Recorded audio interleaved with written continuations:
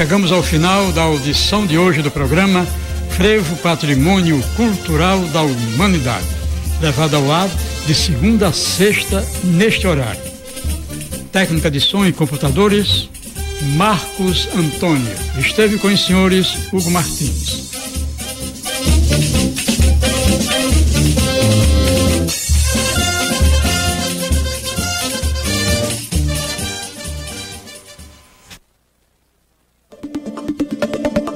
Jornalismo, crítica e diversidade. Programa Fora da Curva. A gente fala o que a maioria cala.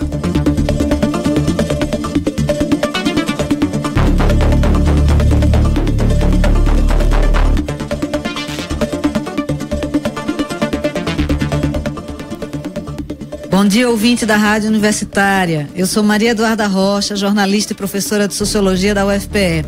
São 11h30 e está começando agora mais uma edição do Fora da Curva. Nosso programa está sendo transmitido ao vivo pelo Facebook, nas páginas 99 Universitária, Marco Zero Conteúdo e, claro, na nossa página, Programa Fora da Curva.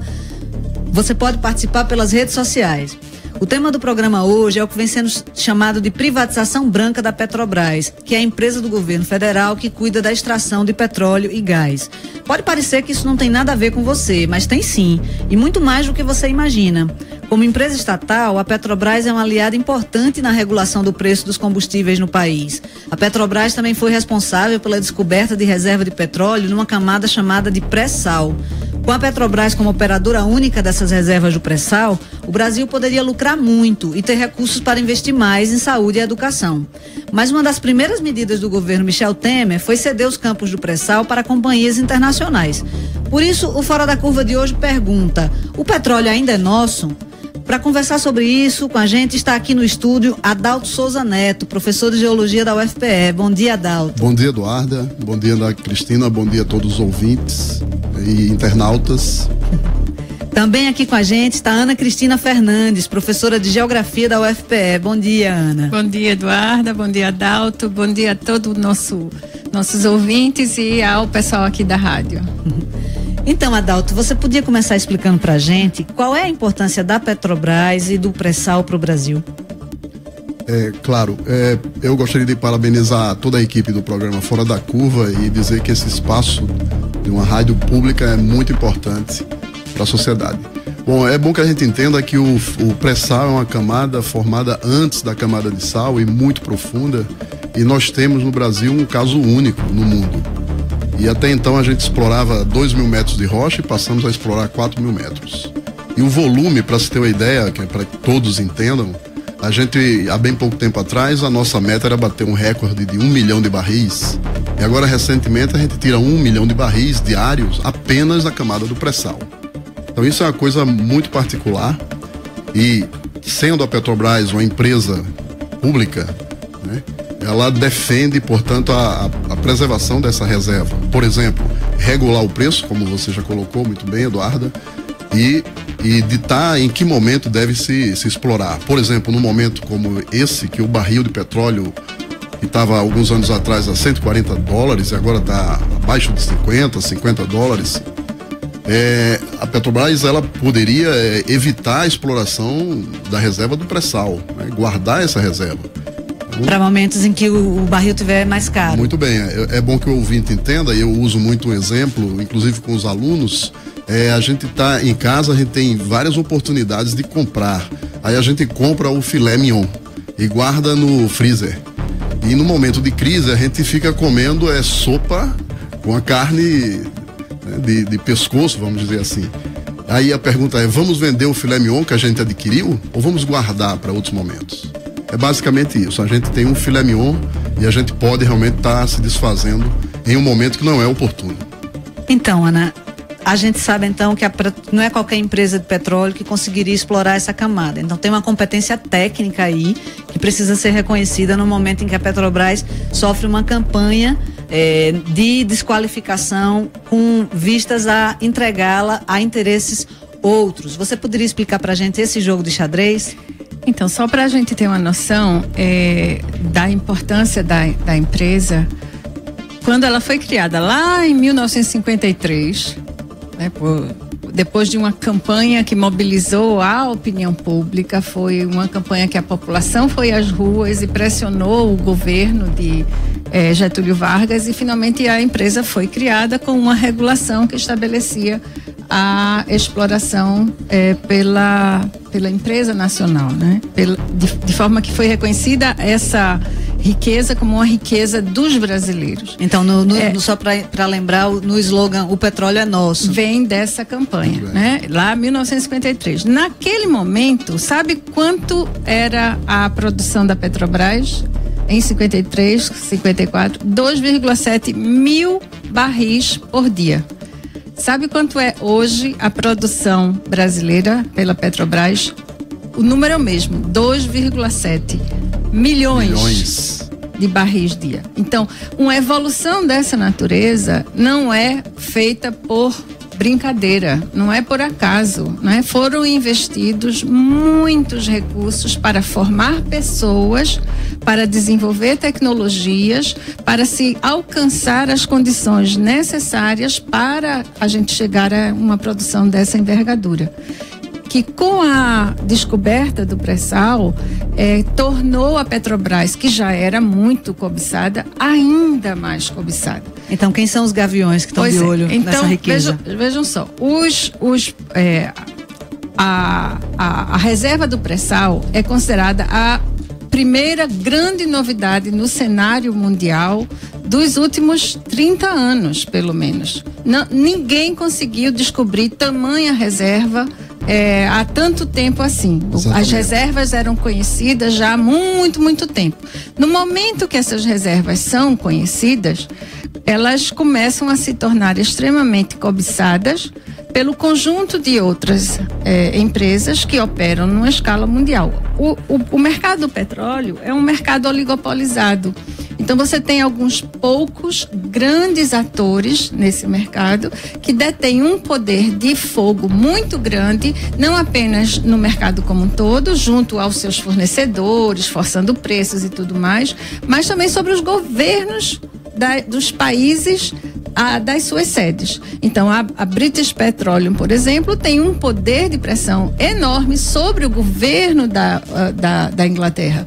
Da mesma forma, as petroleiras norte-americanas. Então, elas contam com o apoio dos seus governos, que são, em grande parte, governos de países mais desenvolvidos, ou então, no caso dos países árabes, especialmente os grandes produtores de petróleo, eles são o próprio governo. Exatamente. Né? A empresa se confunde com a própria oligarquia que domina os dirigentes. Então, ser apoiado por esses países estrangeiros ou fazer alianças com essas grandes multinacionais sempre foi parte da geopolítica desses países menos, digamos assim, diversificados ou menos dinâmicos do setor. O Brasil, como o nosso programa, é uma experiência fora da curva. Né? Porque é um país menos desenvolvido, um país que entrou tardiamente no processo de desenvolvimento tecnológico, que aspirou a uma pretensão que foi essa de desenvolver a sua própria tecnologia para explorar essa sua riqueza em benefício dos brasileiros. E foi bem sucedido nessa aspiração. Claro, e foi um dos poucos que bem se sucederam. Diga, Dalton. Exatamente, e a importância, né? A Eduarda falou quem são os gaviões, né? Claramente já está posto à mesa, são a ExxonMobil, estadunidense, a Total, francesa, e as companhias britânicas, como a Shell e a British Petroleum. Isso é claro que há uma estratégia de levar esse recurso. Mas elas não atuam sozinhas, né? Porque elas precisam de aliados em cada um dos países para fazer com que os seus projetos sejam concretizados. Então, elas atuaram fortemente na campanha do Petróleo é Nosso lá em 53, foram elas um dos grandes elementos a questionar a propriedade do Brasil ter uma petroleira nacional, durante o governo, né, os governos de Fernando Henrique Cardoso, especialmente, elas conseguem interferir mais expressivamente ao ponto de se fazer a revisão do marco legal do petróleo. Essa revisão do marco legal do petróleo aconteceu no bojo do processo de privatização de uma forma geral, mas que por essa história anterior toda e por toda a trajetória de construção de um projeto de industrialização nacional e de desenvolvimento tecnológico que se distribuiu em várias universidades pelo país, em várias indústrias nacionais, em vários estados, a resistência a essa privatização completa da Petrobras foi suficiente para impedir a privatização naquele momento, quando houve a privatização das companhias elétricas, dos bancos, da Vale e tudo mais. Então a gente conseguiu preservar, ao custo de se, aí é uma correção que eu gostaria de fazer, de se abrir uma participação a operadoras estrangeiras na exploração do petróleo brasileiro, mas com a condição de que a Petrobras participe de todos os campos de exploração. Então, mas já criou, já criou uma tensão aí entre os interesses dos acionistas e os interesses de todos os brasileiros. Exatamente. E aí, para poder realizar isso, entra no processo, né, na arena, digamos assim, um outro ator, que são justamente os parlamentares que vão fazer com que esse marco regulatório seja alterado. É por lei.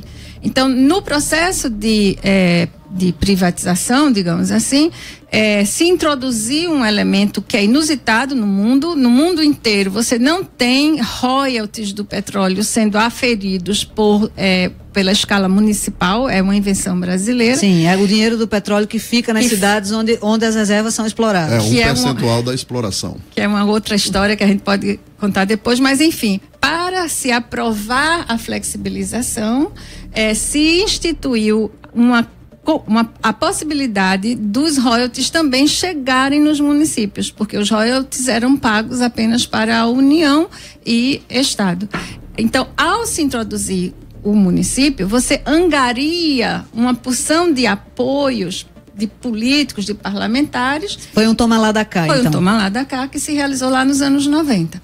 Né? Então, quando você vê o que está acontecendo hoje, é a reedição, né, de alianças que envolvem esses atores todos, o setor privado internacional, as petroleiras e seus fornecedores, os governos dos países onde elas estão sediadas, os governantes do Executivo Nacional, os parlamentares que encontram algum tipo de benefício e na contramão, né, todo um conjunto de atores ligados ao desenvolvimento de tecnologias, seja no setor público, nas universidades, seja mesmo nas atividades econômicas e a indústria nacional. Bom, de fato, a impressão que dá é que todo mundo sai ganhando, menos o conjunto de brasileiras e brasileiros, né? Na verdade, é a gente que paga o pato. E pode pagar o pato com um aumento de combustível se a Petrobras perder esse papel de regulador do mercado de combustíveis no Brasil. Então, amigo e amiga, a sua gasolina pode subir, e pode subir muito. Agora, a relação do governo Temer com as multinacionais de óleo e gás também preocupa os trabalhadores da Petrobras. Rogério Almeida, que é coordenador do Sindicato dos Petroleiros de Pernambuco e da Paraíba, faz um alerta. Venho aqui alertar toda a sociedade quanto aos ataques que a Petrobras vem sofrendo aí dia e noite na grande mídia, com o único interesse, está claro, isso está posto na mesa, de denegrir a imagem da empresa para poder vendê-la aos pedaços para o capital estrangeiro. E quem perde com isso somos todos nós, como sociedade, porque uma empresa que é responsável por 13% do PIB nacional, pelos investimentos em todo o Brasil, pela cadeia que se move em volta dessa empresa, seria um crime de lesa pátria entregar essa empresa do jeito que está. E os petroleiros em si ficam com aquela imagem, né, manchada pela mídia, atacando direto a empresa. Sabemos que foi meia dúzia de diretores aí da alta gestão da empresa que cometeram alguns desvios. E isso não pode ser imputado para o trabalhador. O trabalhador é que está mantendo essa empresa forte, fazendo com que ela bata recorde todos os dias, todos os meses, recorde de produção constantemente no pré-sal, refinarias. Então, é um trabalhador que honra com seu compromisso e dá sangue pela empresa. E não vamos permitir que essa empresa seja esfacelada por esse governo neoliberal. Então, Adalto, Ana, a gente pode dizer, é exagero dizer, primeiro, é uma paranoia de alguém que suspeita da relação imperialista dos Estados Unidos na América Latina, pensar que, de fato, há um interesse norte-americano por trás da transferência dessas reservas de petróleo para as mãos multinacionais. Como é que isso afeta a questão da política no continente? Eu acho que muita gente fica imaginando que a gente está fazendo aqui toda uma elucubração de teorias conspiratórias e coisas do tipo. Mas se a gente pensar assim que a gente vive numa sociedade, numa economia capitalista, né? Não é economia capitalista, as empresas têm que lucrar. Se não lucrar, elas vão desaparecer, né? Mas só que existem diferenças. Existem mercados que são mais competitivos, quer dizer, as empresas operam de uma forma menos desigual, mas tem outros não, que são mercados muito específicos, dominados por poucos atores. Então, esses atores têm um poder muito grande. Podem combinar preço, em outras palavras. Claro, não só combinar preço, como eles podem fazer realmente ações muito mais agressivas. Pense direitinho. E esse não é um segmento qualquer. O setor de petróleo, acho que as pessoas talvez não tenham essa compreensão, é um setor que ele não é só combustível, ele não se transforma, o petróleo não se transforma só em combustível. A cadeia produtiva baseada em petróleo é uma cadeia imensa, enorme. Tudo que for de plástico vem de petróleo. Medicamento tem petróleo. Cosmético tem petróleo. A dita indústria é a petroquímica, né? Há uma infinidade. Todos os derivados. Pois é.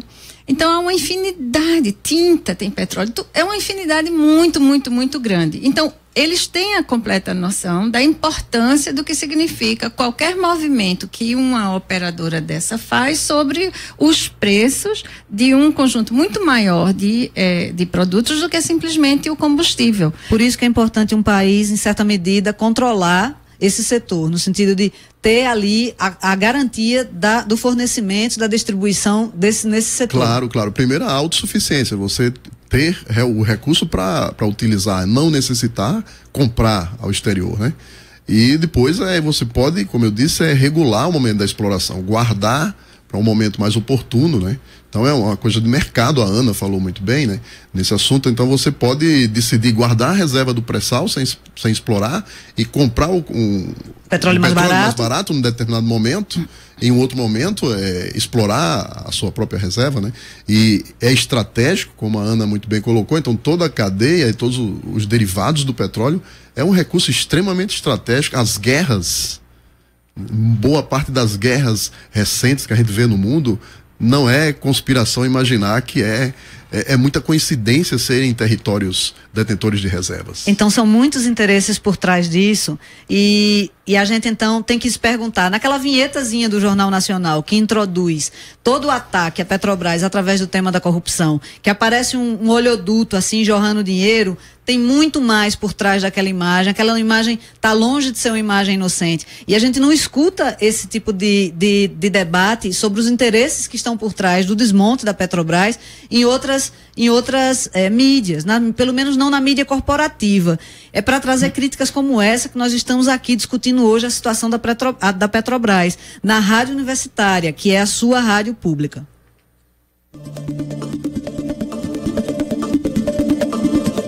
Fora da Curva. Jornalismo, crítica e diversidade.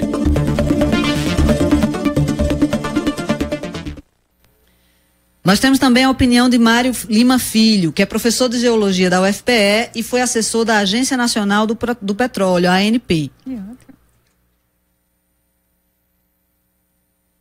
Uma outra pergunta que sempre fazem, que eu escuto muito, é que a Petrobras ela só se tornou uma grande empresa com a quebra do monopólio. Isso é uma outra falácia, né? A Petrobras sempre foi uma empresa de ponta, sempre uma empresa que procurou buscar recordes, né? E mais recordes, né?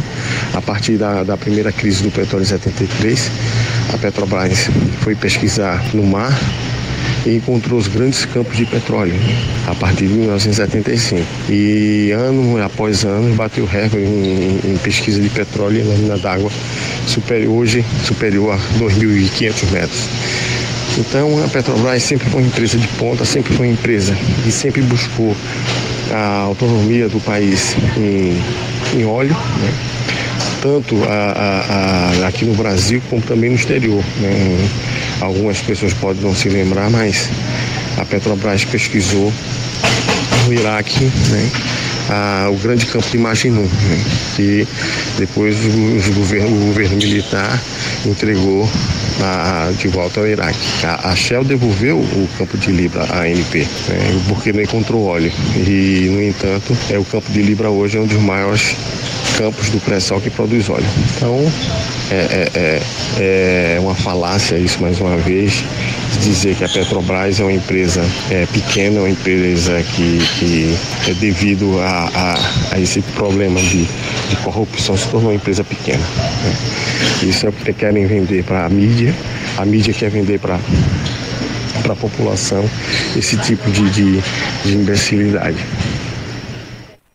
Então, eu queria perguntar para vocês qual o teor dessas medidas que o governo Michel Temer tem direcionado à Petrobras? Como é que elas estão promovendo? Algumas pessoas falam que essas medidas têm promovido uma espécie de privatização branca da Petrobras. Eu queria que vocês explicassem isso para os nossos ouvintes. É interessante o que o companheiro Rogério falou, né? E você estava falando da imagem do Jornal Nacional, né? Então a parte da campanha para as medidas passarem é exatamente que a corrupção, e o Rogério destacou isso, 6 diretores frente a 82 mil funcionários da Petrobras, como o colega Mário Filho colocou, de extrema capacitação, formado nas melhores universidades do exterior, né?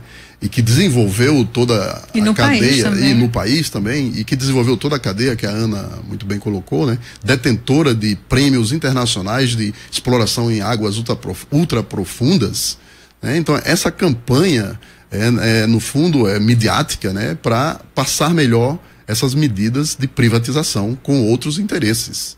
Está claro que o presidente da Petrobras, posto, é um ex-ministro de um governo do PSDB, participou de privatizações, então está claro que é um governo com o interesse de privatizar, na contramão de um programa de desenvolvimento, né, progressista e de recurso para a própria sociedade.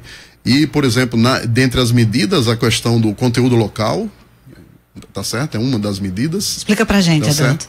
O conteúdo local é, por lei, 65% dos equipamentos e de toda a indústria do petróleo tem que ser de tecnologia nacional. Então, isso gerou um desenvolvimento, por exemplo, dos portos, né, de toda a indústria de fabricação de navios no país nos últimos 10 anos. Como aqui em Pernambuco, como em Rio Grande, né? Os estaleiros. E isso é uma obrigação, então, por lei, 65% tem que ser das empresas.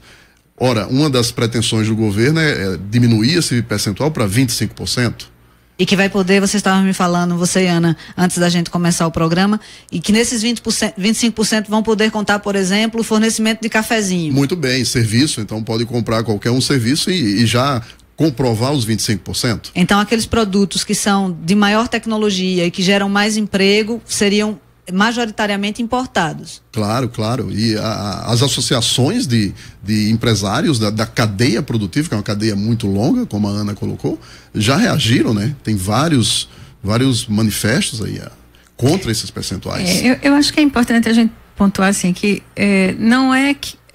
nós não compreendemos que a economia precise ser completamente estatizada. Tá certo? Existem alguns setores apenas que a gente identifica que são muito estratégicos e que precisam ser mais acompanhados mais de perto pelo representante do projeto de nação que uma nação deseja implementar, tá certo? Então, o petróleo é um desses, né? Porque os efeitos, como a gente viu, sobre o conjunto da sociedade e da economia são muito grandes. E mais do que isso, no que diz respeito especificamente ao petróleo brasileiro e à empresa Petrobras, o fato da gente ter conseguido realizar todo essa aprendizagem, essa expertise, essa competência, essa capacidade reconhecida, fez com que se desenvolvesse em paralelo uma quantidade enorme também de atividades industriais privadas. Sim. A Petrobras é uma grande indutora de atividade econômica no setor privado, favorecendo, portanto, o desenvolvimento não apenas de produtos, né, no país, mas empregos no país. E empregos de alta qualificação, né? Essas são pessoas que não existiriam caso lá em 53 o projeto vencedor não fosse o da nacionalização, porque essas pessoas iriam ser desenvolvidas fora do país. O próprio royalties, né, Ana, ele participa da formação de recursos humanos no país. Exatamente. Os programas da Agência Nacional. Então, a preocupação de formar os recursos humanos. Então, vamos esclarecer para o ouvinte. Os trabalhadores perdem, porque deixam de ser gerados empregos, na medida em que os fornecedores de produtos para a Petrobras passam a poder comprar fora do Brasil. A indústria nacional perde, justamente pela abertura da participação nesse setor para as empresas estrangeiras. Então, quem é que ganha? Quem é que ganha com a privatização da Petrobras? Capitalismo internacional. Especialmente os grandes interesses. Os grandes interesses internacionais. As concorrentes da Petrobras. É importante frisar, o Mário Filho, o colega Mário Filho, ele destacou, ele esteve como assessor na Agência Nacional do Petróleo. Por exemplo, a Shell devolveu um dos campos do pré-sal, há tempos atrás, devolveu. Porque não tinha competência para explorar. Porque não tinha recurso, não queria investir. Quem desenvolveu a 70 milhões de reais um furo de sonda para procurar o petróleo a 5 mil metros de profundidade? Foi a Petrobras, foi a visão de um geólogo experiente como o doutor Guilherme Estrela, né, que foi cutucar em profundidade 70 milhões cada furo. Quem pagou? Foi a sociedade. Agora, depois de descoberto, entrega tudo. É muito fácil você delimitar o mapa da mina e entregar. Sim. Quer dizer, o custo da descoberta não está embutido. Eu só queria assim completar uma coisa. Eu acho que essas estratégias de denegrir a imagem da Petrobras é uma estratégia muito bem desencadeada para tornar na população construir, né, um sentimento de que é uma coisa que você deve se envergonhar. Né? Então, se você se envergonha daquilo, você não defende. Muito bem. Você só defende uma coisa que você tem orgulho, que é uma coisa que você tenha realmente um apreço muito grande. Então, desqualificar a Petrobras é uma forma de tirar das pessoas a necessidade e a compreensão de que é preciso defendê-la. Exatamente. E essa é uma situação extremamente relevante nesse momento também, e aí a gente tem que ver também a geopolítica, de novo, mundial, em que havia um processo, até muito recentemente, de grande crescimento dos chamados BRICS, né? Os países grandes países de economias emergentes que estavam crescendo muito e crescendo com base também no desenvolvimento do seu mercado interno. Brasil, Rússia, Índia, China e África do Sul. E desses países, a Rússia e o Brasil são grandes produtores de petróleo. Exatamente. O Brasil está no 12º lugar em dados de 2014, ou seja, antes da expansão da exploração do pré-sal. Então, a gente tem uma posição extremamente relevante no mercado mundial, né? Exatamente. Na produção mundial de petróleo. Então, esses países estavam representando uma possibilidade muito importante de se tornarem mais autônomos de determinadas definições de política internacional, que eram tomadas pelo chamado o grupo dos 5, o grupo dos 6, o grupo dos 7. Com perspectiva de criação de um banco, uma moeda comum, isso é uma afronta muito Então, grande. na verdade, o desmonte da Petrobras atende a interesses que são relativos a confinar esses países numa posição de dependência, bloquear sua ascensão no cenário internacional. Isso. Mas, no meu entendimento, é verdade que eu li algumas coisas a respeito que diziam que há também nessa privatização o interesse dos rentistas, né? Ou seja, do capital financeiro, das pessoas que têm dinheiro aplicado no banco, ou das pessoas que, por exemplo, têm ações da Petrobras. Porque se há possibilidade de venda de ativos, quer dizer, ativos são as coisas que uma empresa possui, né? Então, no caso da Petrobras, as plataformas, a reserva, distribuidora, a distribuidora, a Petroquímica, a Liquigás, que já foi pro gasodutos do Sudeste. Tudo isso pode ser vendido e aí o governo ficar só com o nome da Petrobras. Assim, a empresa, na verdade, sendo esfacelada aos poucos e o governo ficar só com o nome da Petrobras. O que me preocupa, na verdade, é que quando você prioriza os interesses dos acionistas e não o interesse da nação, significa que quanto mais se vende e se recebe dinheiro, mais essas pessoas ganham no curto prazo. Mas até isso é uma falácia, porque os preços das ações caíram muito, né, ao longo desse processo todo e não recuperaram ao anúncio dessas medidas. Houve alguma recuperação, mas ela não se mantém, né? E por que não se recupera? Porque o plano que o Pedro Parente divulgou é chamado Projeto de Desinvestimento. Pronto, ele é composto de 3 partes. Só para eu frisar aqui, Ana, para aproveitar, deixa a ouvinte Carla Monteiro reclamou e disse justamente que Pedro Parente falou que a finalidade não é recuperar a empresa, mas sim dilapidá-la. Então,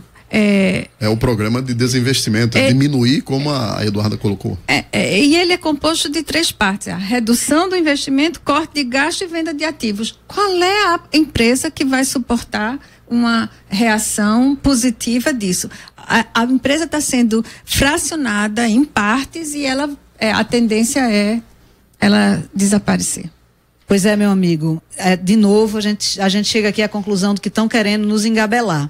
Mas nós vamos ficando por aqui. O programa de hoje e todos os outros do Fora da Curva estão disponíveis na nossa página facebook.com/programa Fora da Curva e também na página facebook.com/99 Universitária. O Fora da Curva de hoje teve a produção de Ivana Fechini e Lula Pinto, que também ficou nas redes sociais. Trabalhos técnicos de Ivinson Henrique e Felipe Novaes. Fora da Curva é uma realização do Departamento de Comunicação Social da UFPE, com apoio do Departamento de Sociologia e do Núcleo de Rádio e TV Universitárias. Parceria com a Marco Zero Conteúdo, Centro de Cultura Luiz Freire, Centro das Mulheres do Cabo, Centro Sabiá e Coletivo Terral. Defender a Petrobras na rua. Vamos defender a Petrobras na rua, é o que diz a professora Anda e Adalto. Vamos à luta. Essa foi a edição do dia 16 de março de 2017. Amanhã você fica com a apresentação de Bruno Nogueira, discutindo o tema: qual a vantagem dos produtos orgânicos? Um bom dia para vocês.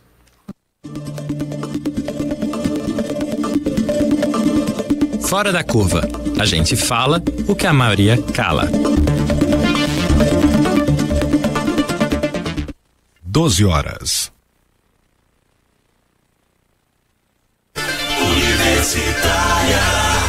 YD 240, 99.9 MHz, FM Universitária. Emissora da